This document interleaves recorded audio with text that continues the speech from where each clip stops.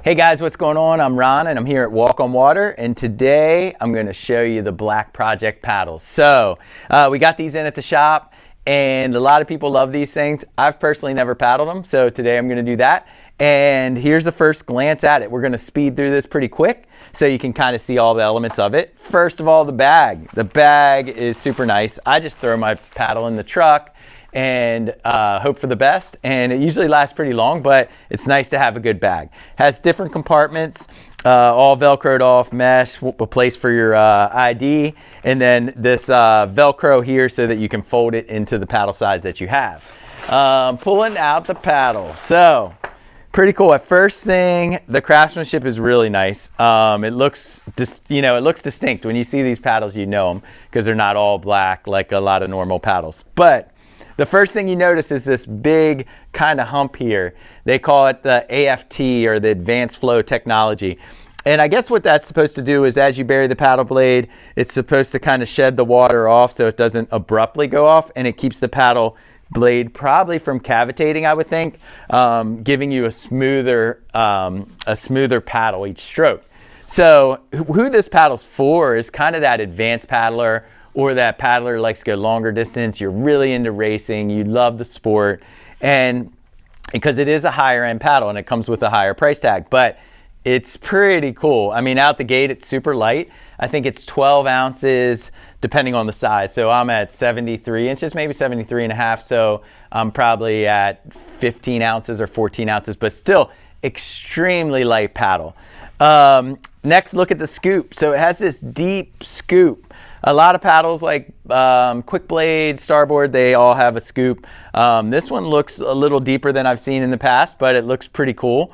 It has like two dehedrals running down the side, so it kind of, what that would do is the middle section would gather all the water, and then the side would help spread the water, or as you're going through the water, to keep the blade really smooth. Without that, it would cavitate through the water. So it looks really good. And this is a medium-sized blade, so as you can see, it's still pretty small. So this is 82.2 square inches, and it's a medium shaft, so a medium flex shaft. And let's see how it feels here. So yeah, it's got a little bit of flex, but not like a normal fiberglass one. It probably a little more flex than like a 3K carbon paddle, so feels pretty good. This is called their Tex Carbon.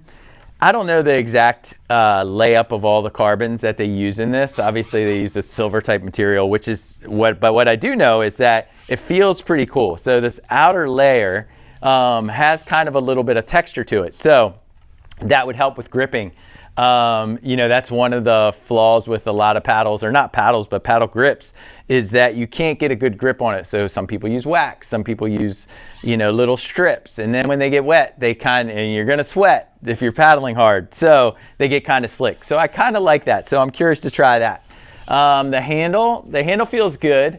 I'm kind of a handle snob, so I like it actually. It feels pretty good. It's a little bigger than the handle I use now, but it actually fits in your palm really well. So this one's called the Power Grip. So that's this handle. It feels good. I'll have to paddle it and see what happens. So this is the Hydro Flow X, and now we're gonna take it to go paddle. Okay guys, I don't know if you can hear me. It's windy out here today. So, and I don't claim to be the best paddler in the world by no means. Subpar technique at best. But, and we got some little swells coming in. So I'm gonna paddle the thing and see what happens.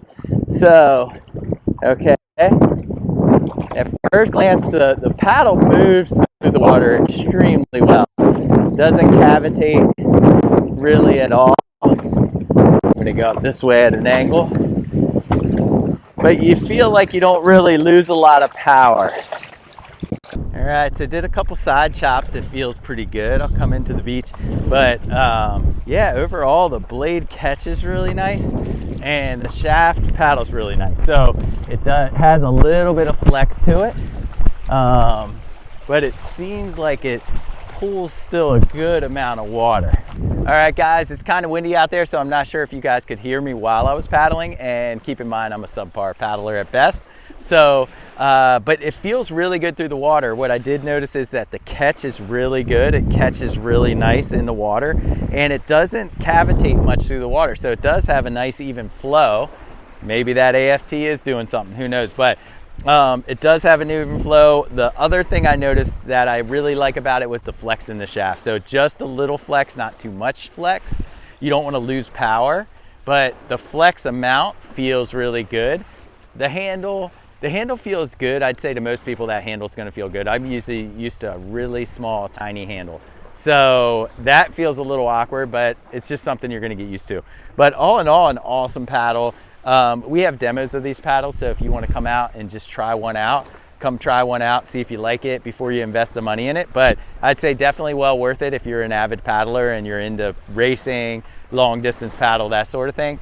I'd say definitely come out and check it out, or you can order them online at walkonwatersupco.com. All right, thanks for watching.